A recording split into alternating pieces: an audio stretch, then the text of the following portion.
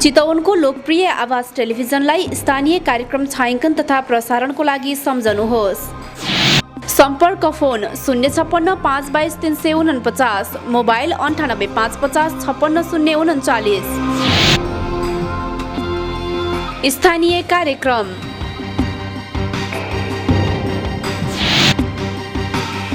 पर्यावरणीय कार्यक्रम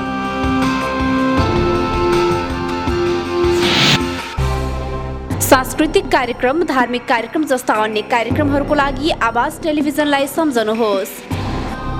सम्पर्कको लागि आवाज टेलिभिजन फोन 056 522 349, मोबाइल 98 550 56 039।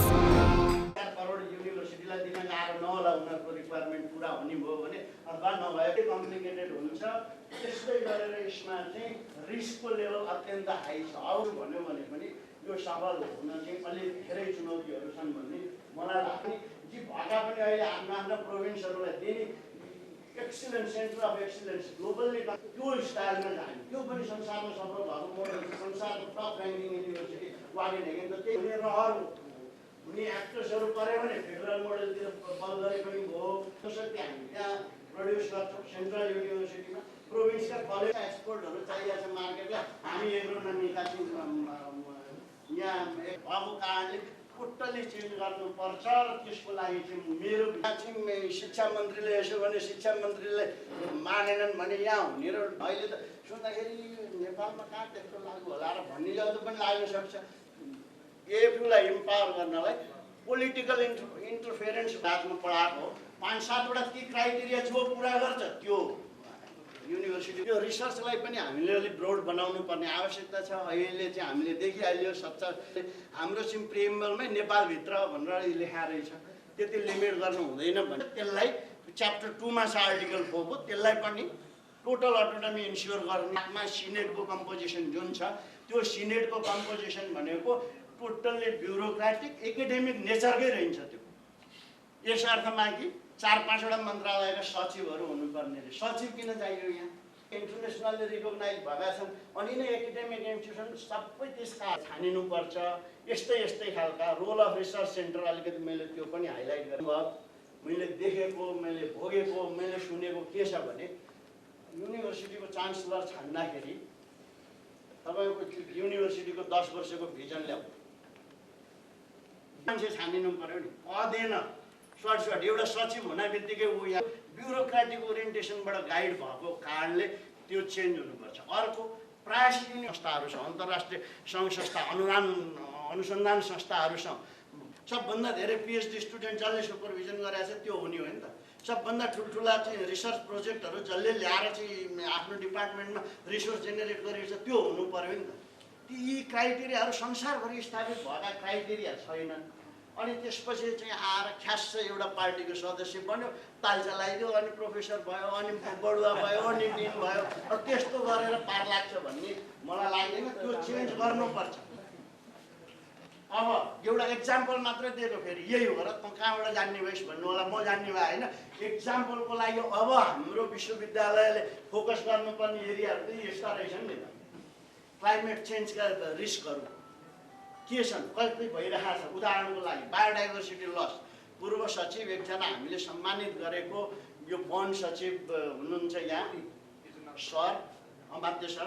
मैले उहाँलाई सोधेँ नेपालको बायोडाइभर्सिटीको हालत के छ सर? दुनियाँले सबै रजिस्टर अन्त यो आइपिआरमा रजिस्टर गरिसकेछन्, प्याटेन्ट राइट। हाम्रा जङ्गलहरूको यसलाई हामीले रेकर्ड गर्नु पर्यो भने के होला भने त 3-4 जना थियौँ हामी। यस्तो निराशा लाग्दो कथा सुनाइदिनु भयो, म त खस्रङ्गै भएँ। रहेछ के भन्दा हाम्रो यो रिजनमा हो नि एउटै प्रकृतिका बिरुवाहरू रे सबै इन्डियाले अरू देशले उहिले गरिसकेछन्, हाम्रो केही पनि छैन। यी हाम्रा सबै बिरुवाहरूका नाउँमा प्याटेन्टिङ भइसकेका छन्। यो यहीँ हुनुहुन्छ अमात्य सर, उहाँले हिजो भन्नुभयो। ल हेर्नुहोस्, अनि हामी कहिले गर्ने? अब हाम्रो त केही पनि नहुने भयो। मलाई एउटा यो कर्णालीको सुरज दाइले थाहा होला, यो कर्णालीमा एउटा 35 दिनमा फुल्ने यत्रो गमला आकारको हुने त्यो बकहुइट हुँदो रहेछ। जापानले लगेर जापानिजको घर सरे जापानले प्याटेन्ट गरिसकेको छ। हाम्रो यहाँ डोल्पाको त्यो फापर बकहुइट भन्न मैले के खोजेको भने हामीले गर्नुपर्ने कुरा धेरै छन्। यस्तो विश्वविद्यालयहरूले त्यसमा रिसर्च गर्नुपर्ने कुराहरू यो अहिलेका अबको 21औं शताब्दीका चुनौतीहरूलाई एड्रेस गर्न सकेन भने त यो विश्वविद्यालयको औचित्य नै भएन नि। त्यस कारणले अघि एकजना सरले भन्दै हुनुहुन्थ्यो मेरो क्षेत्रमा त इन्टरभेनै नगर भनेर एकजना लाइभ स्टकको डिन साहब के को हो यो एसोसिएसनको अध्यक्षले उहाँको कुरा सुनेपछि त छक्क लाग्यो मलाई। अर्को एकजनाले भन्दै हुनुहुन्थ्यो यो पास गरिदेऊ तिमीहरू सबै यहाँ ताली पिटेर। हो यस्तो गर्यो भने चाहिँ यो डुब्छ, यसरी होइन तरिका मैले बुझेको। मलाई यसो मैले अलिकति रिभ्यू गरेँ 50-60वटा युनिभर्सिटीहरूको।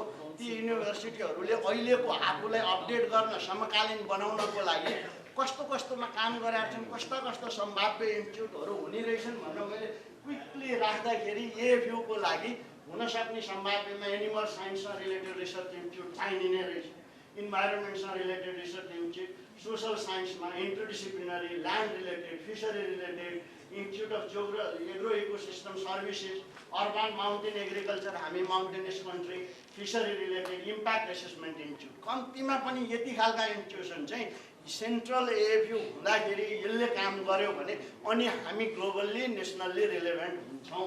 यो मैले तलको इम्प्याक्ट एसेसमेन्ट इन्स्टिट्युट किन राखेको भने नेपाल सरकारले म नागरिकले तिरेको पैसाबाट एएफयूलाई यति जेलसम्म हामीले पैसा लगानी गरेपछि त्यसको के भन्छ प्रति उत्पादन होइन, त्यसको प्रतिफल चाहिँ के आयो त? त्यो त कसैले हेर्नु पर्यो नि त। खोलामा पानी बगाउने हो र यहाँ बिल्डिङ बनाए आगो लगाइदिन्छन्, जे गर्यो अनि त्यहाँ चाहिँ पैसा चाहिँ दिइराख्नु पर्ने।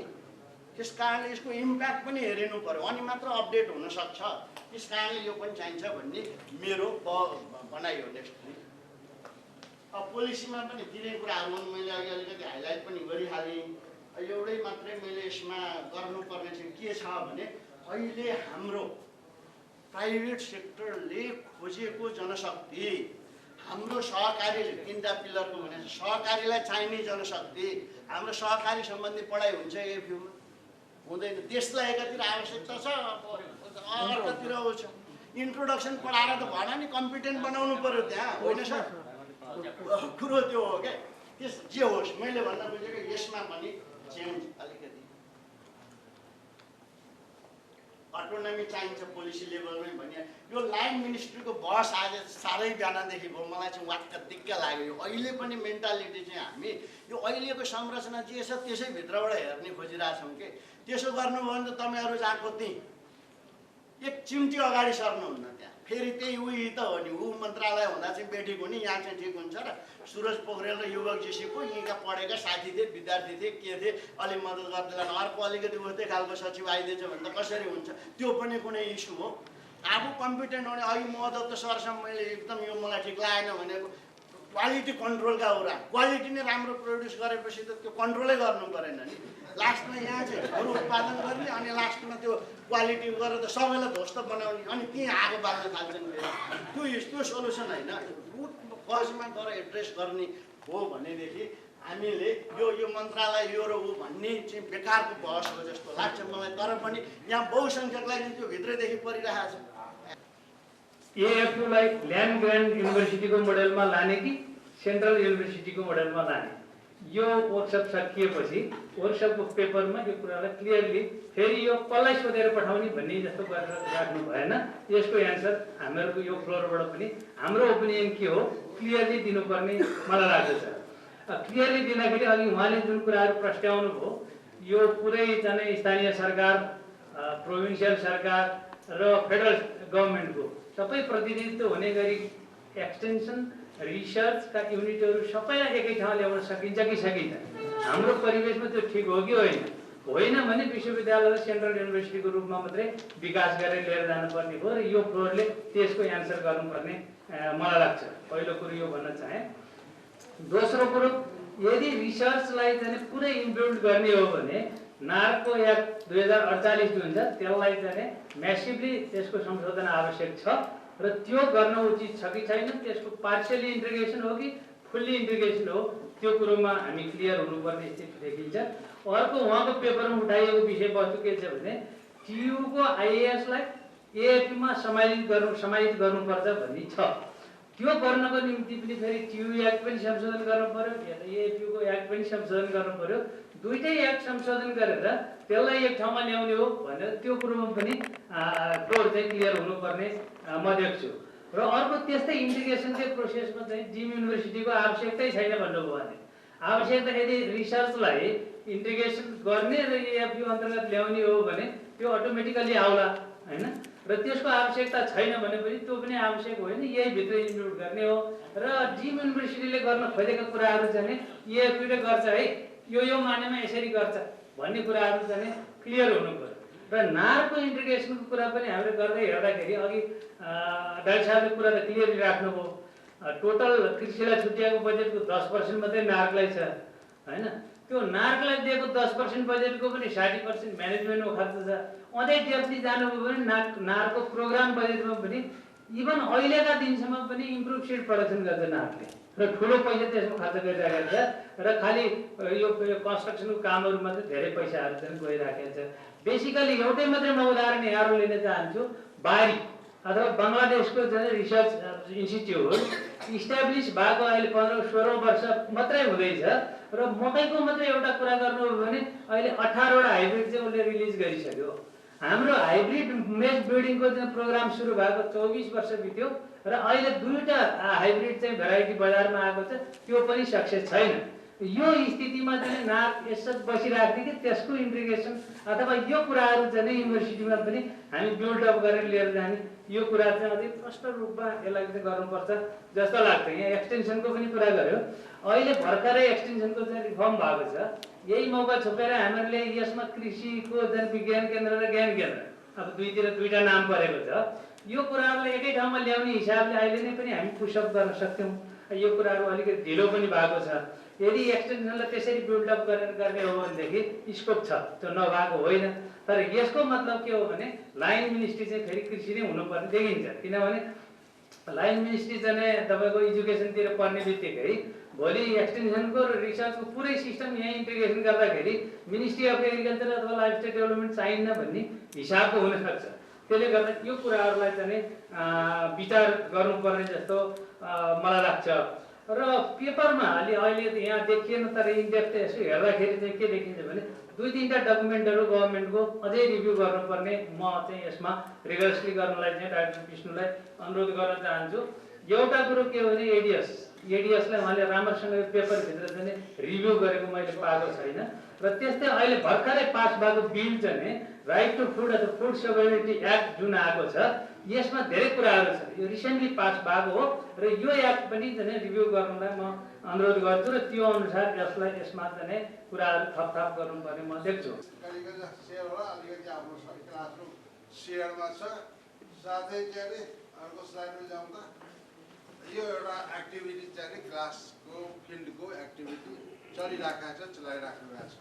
र अहिले फ्याकल्टी अफ फरेस्ट्री रामपुरको फ्याकल्टीको हाता छाता र स्ट्रक्चर र त्यहाँ त्यसैको एउटा अङ्ग फ्याकल्टी अफ फरेस्ट्रीको दैनीय अवस्थालाई मैले उदाहरण गर्न खोजेँ र त्यसलाई कसरी अगाडि बढाउन सकिन्छ कि भन्ने एउटा होपको साथ मैले यो प्रेजेन्टेसन तयार गरेको छु। यो उहाँहरूले पनि अलिकति ब्याकग्राउन्ड मैले हुन त देख्नुपर्ने थियो, अरू स्लाइडमा आइसक्यो। यो हाम्रो धेरै प्रयासपछि म पनि वन विज्ञान जनसञ्चारमा थिएँ। रामपुरको 2टा आइएस र आइएफ चाहिँ सुरुदेखि लडे आयो। त्यो टियुले हामीलाई वास्ते गर्दैन, सुन्दै काठमाडौँ अनि त बाहिर छ, छुट्टै विश्वविद्यालय हुनु पर्यो भनेर हामीले सुरुदेखि र अरू स्टेक होल्डर पनि र कति टास्क फोर्सहरू पनि बने। र अन्तमा गएर 2010मा एएफयुको गठन गरे, जुनमा चाहिँ रामपुर र पेठोडा क्याम्पसलाई गाभेर टीको एग्रिकल्चर प्रोग्राम टियु सिम्प्लिफायर रामपुरबाट धकेलेर निकालेर आइएसलाई त निकाल्यो। तर चाहिँ हेठौडामा टियुले आफ्नो खुट्टा छोडेन र त्यहाँ त्यही बस्यो र त्यही भित्र चाहिँ जबरजस्ती हाम्रो कैलाश प्याक्रो शाह जो डिन भिसी शाह हुनुहुन्थ्यो, त्यो प्रोग्राम त्यहाँ लन्च गर्यो। त्यही एउटा कोठा 2टा कोठा गर्दै गर्दै गर्दै बस्दा बस्दा अहिले उहाँहरू पनि आफ्नो अस्तित्व बनाइसक्नु भएको छ हेठौडामा त्यही क्याम्पसभित्र। र अहिले धेरै सङ्घर्षपछि अहिले आएर सरकारले क्याबिनेटले त्यो फरेस्ट्री कम्प्लेक्सको जग्गालाई दुई टुक्रा के गरा एउटा सानो टुक्रा फ्याकल्टी अफ फरेस्ट्रीलाई दिनुभएको छ, अर्को सेलेक्सले आएपछि अधीनमा छ। त्यो पनि कागज आए जस्तो छैन, तर निर्णय गरेर 60 बिघा जग्गा चाहिँ यो डिमार्केसन काटेर एफयूलाई दिने भनेर कागजमा भएछ। र त्यो बटवारालाई पनि हामीले यसो बुझ्दाखेरि उहाँहरू सेटिस्फाइड, दुइटै पार्टी सेटिस्फाइड छैन। जुन क्याबिनेटले गरेर डायलग चल्दैछ एएफयू र टियूको प्रोपर्टीको ह्यान्डओभरमा, त्यो चल्दैछ, कहिलेसम्म चल्ने हो चलिरहन्छ। यो मिसन र भिजन मैले अब यहाँ भएको छ, यसलाई के भन्छ। र एएफयूको 3टा फ्याकल्टी छन्, यसलाई पनि हामीले फ्याकल्टी अफ फरेस्ट्रीमा जान्छौँ र टोटल बुकलेटमा हिसाबले 3टै फ्याकल्टी मिलाएर 3 फ्याकल्टी र विद्यार्थी जाउँछ। फरेस्ट्री एजुकेसन नेपाललाई हामीले अब एग्रिकल्चर फरेस्ट्री एजुकेसन सिन्स 1972 मा आयो। 70 मा विश्वविद्यालय हो, तर 72बाट चाहिँ जब आइएफ को गठन भयो, आइएफ र आइएस को, त्यहाँदेखि एग्रिकल्चर फरेस्ट्री एजुकेसन फर्मली युनिभर्सिटीमा आयो। त्योभन्दा पहिले चाहिँ फरेस्ट अफिसर जस्तै छ, कृषि जस्तै इन्डियाबाट प्रड्युस भएर आउँथे। र एएफयू स्टार्टेड एभोल्युसन फ्रम 2012बाट चाहिँ एएफयूले सुरु गरेको छ आफ्नो पिएचडी एमएससी प्रोग्राम। र पूर्वाञ्चल युनिभर्सिटी जस्ट स्टार्टेड यो सालदेखि सुरु गरेको छ। टियू र एएफयूले बिएससी एमएससी पिएचडी अनि अनफ्याकल्टी र सिटिबिटीले अहिले मिडल लेभल टेक्निसियन प्रड्युस गर्दैछ। हिस्ट्रीमा जाने हो त नेपाल कृषिजममा डाक्टर सरले भने जस्तै Nepal forest institute department of फरेस्टको मिडल लेभल प्रड्युस गर्नु थियो। र यो चाहिँ नेपाल फरेस्ट इन्स्टिट्युट आइएफटियू 1972 मा आयो। त्योभन्दा पहिले ऊ पनि सिंहदरबारपछि भिडपेकीबाट हेटौडा इन्डियन कपरेसन मिसनमा बिल्डिङहरू बनिसकेपछि त्यहाँ सिफ्ट भएको रहेछ। त्यही चाहिँ 1972बाट institute of forestry forestry programme सुरु भयो। र त्यो चाहिँ 1982 मा गएर न्यू क्याम्पस पोखरामा इस्टाब्लिस भयो, जुन चाहिँ बिएससी फरेस्ट्री पढाउने म्यान्डेट लिएर आयो। र त्योभन्दा पहिले prior to start of BSc forest officer FRI, त्योभन्दा पहिले जति फरेस्ट अफिसर थियो सबै एफआरआईबाट फाटफुट गयो। 85 पछि त कोही गएको छ। Institute of forest started BSc हेटौडामा 1994 मा बिएससी फरेस्ट्री सुरु गरे। त्यसपछि क्याफकोले एफिलिएटेड प्राइभेट क्याम्पस टियूको आइएफ थ्रु चाहिँ पाए 2005 मा। र आइएफ ले एमएससी 2002 मा र पिएचडी 2006 मा सुरु गरे। त्यो हिस्ट्री चाहिँ।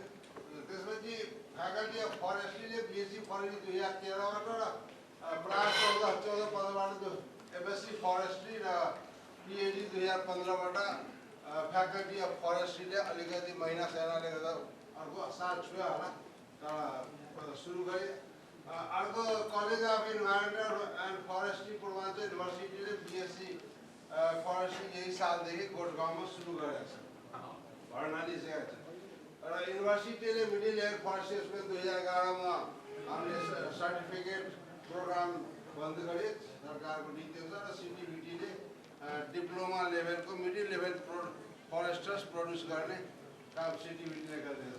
र केही ग्रेजुएट चाहिँ बाहिरबाट इन्डिया, पाकिस्तान, बङ्गलादेशबाट पनि पढेर फरेस्ट्रीमा आँखा झुकेर आइरहेको छ। र current forestry education institute Nepal institute एउटा आइएफ छ पोखरामा, अर्को आइएफ चाहिँ हेटौडामा, त्यस्तै चाहिँ एएफयू हेटौडामा, काठमाडौँ क्याफकोलको, सिटिबिटीको मिडल र कलेज अफ, यो 5वटा 6वटा इन्स्टिट्युसन चाहिँ रेस्पोन्सिबलमा छ फरेस्ट्री एजुकेसन नेपालमा दिए। त्यसमा चाहिँ बिएससी फरेस्ट्री प्रोग्राम चाहिँ आइएफ पोखरा, हेटौडा र क्याफकोलले साथै एएफयूले सञ्चालन गर्दैछ। र कलेज अफ इन्भाइरोमेन्टल यसले चाहिँ मोरङमा यो 5टा संस्थाले बिएससी फरेस्ट्री पढाउँछ नेपालमा अहिलेसम्ममा। MSc प्रोग्राम चाहिँ पोखरामा MSc forestry, MSc natural resource management and rural development र MSc वाटरसेड म्यानेजमेन्टमा 3टा MSc सञ्चालन पोखराले गरेको तर हेटौडामा चाहिँ हालसालै MSc फरेस्ट्री सुरु गर्यो। काठमाडौँमा लास्ट इयरदेखि MSc वाइल्ड लाइफ कन्जर्भेटरी त्यो टियुको हाताभित्रै एउटा जग्गा त्यहाँ चाहिँ टियुले त्यहाँ चाहिँ आफूले एउटा सेटेलाइट क्याम्पस खोलेर भर्खर वाइल्ड लाइफ कन्जर्भेसनको प्रोग्राम सुरु गरिरहेको छ यही सालले र क्याफकलले पनि एनआरएमडीमा सुरु गर्ने स्वीकृति पाएको छ। लास्ट इयर त भर्ना भए सुरु गरेको थियो नि, यो साल भयो कि। अर्को पोखरामा हेटौडामा चाहिँ MSc फरेस्ट्री चल्दैछ।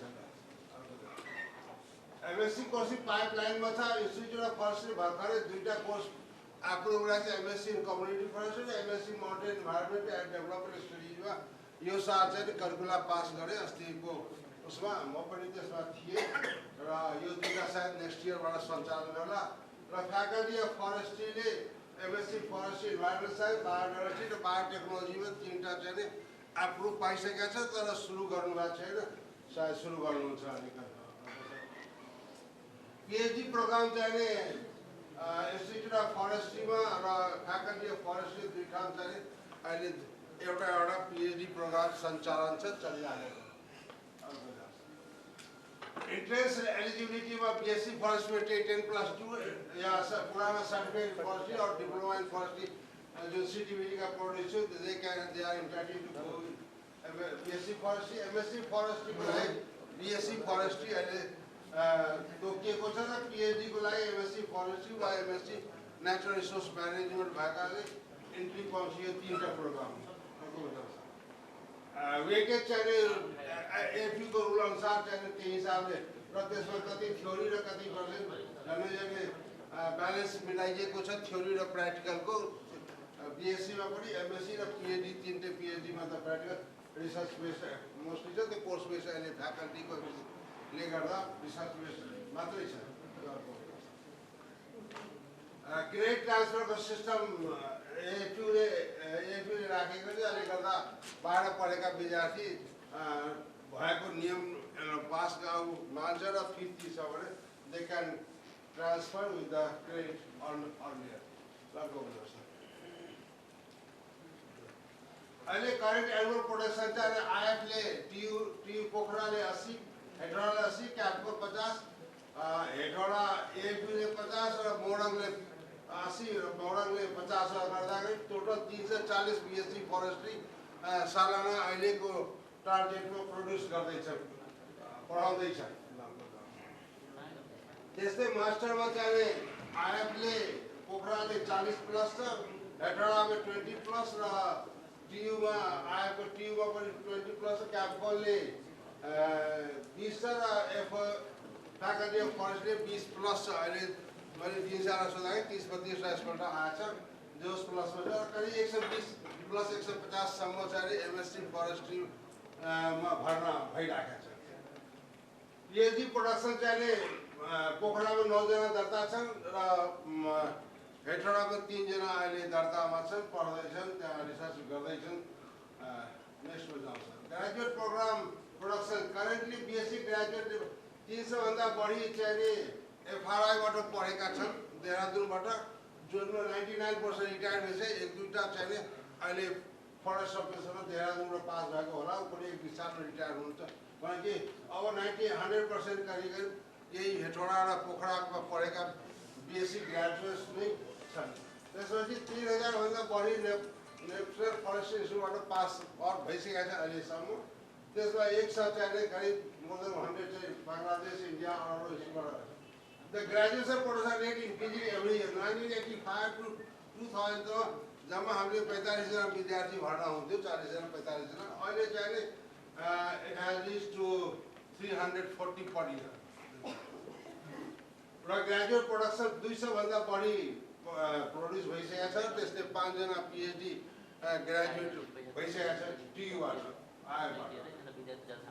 फरेस्ट्री जब अपर्च्युनिटी, फरेस्ट्रीको कर्पोरेसन जब अपर्च्युनिटीको संस्था कहाँ government affiliated sector, ministry of forest and environment, department of forest management, department of wildlife and park, forest reserve training, educational इन्स्टिट्युटको मास्टर साहबको रूपमा आउने आइएफ एफओएको पूर्वाञ्चल विश्वविद्यालय यिनीहरू चाहिँ फरेस्ट्री ग्रेजुएट्सलाई एब्जर्भ गर्ने त्यहाँ एउटा थालो छ।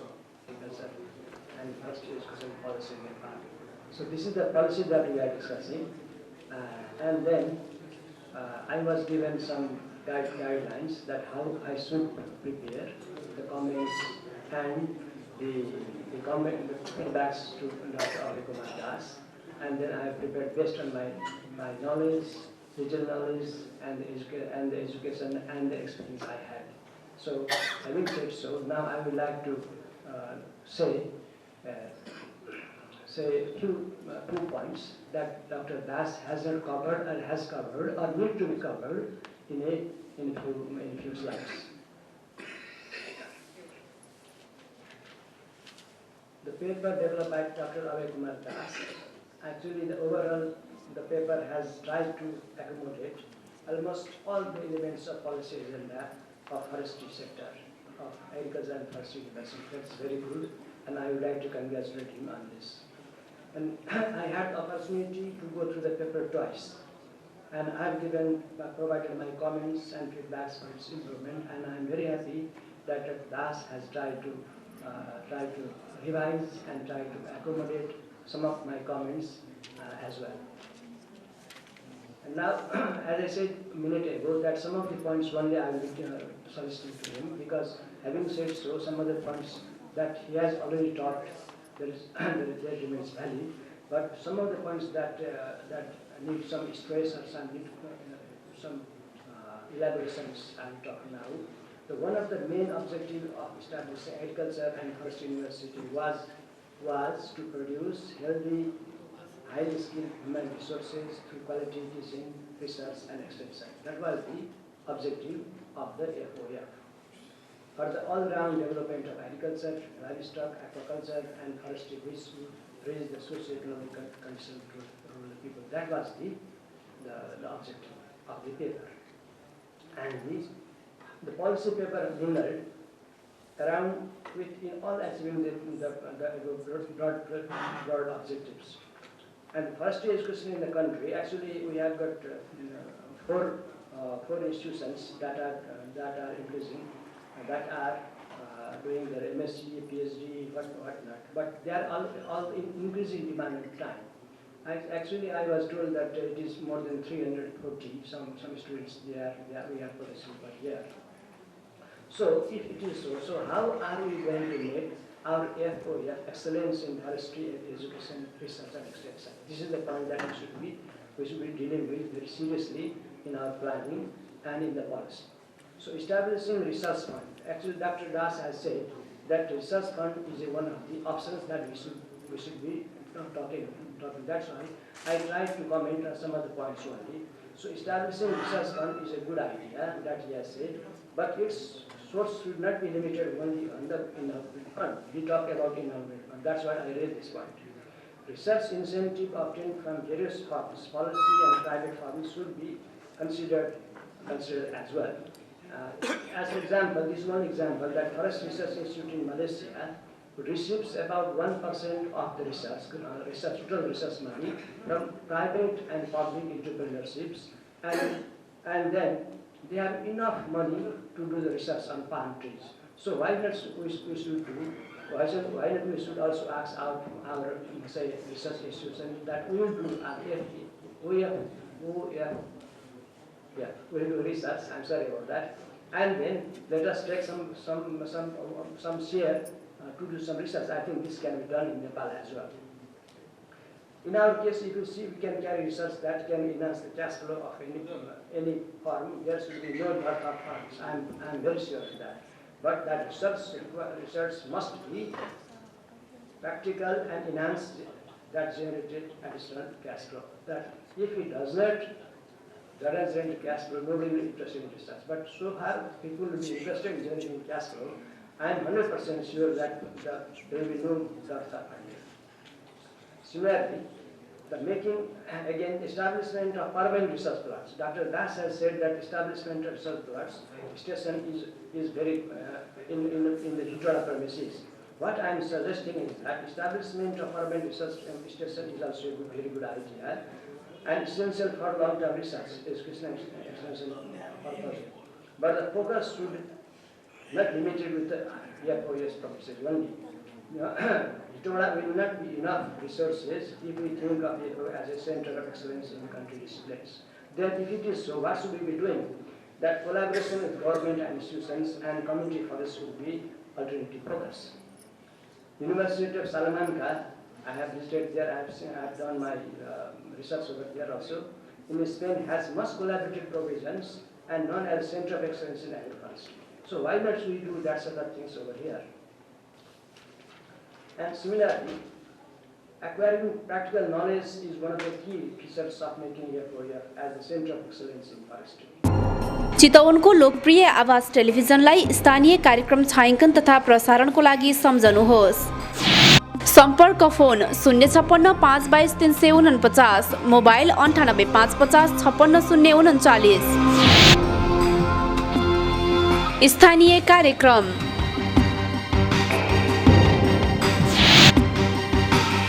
पर्यावरणीय कार्यक्रम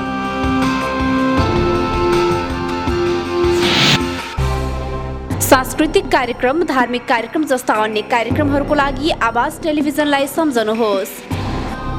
सम्पर्कको लागि आवाज टेलिभिजन फोन 056 522 349, मोबाइल 98 550 56 039।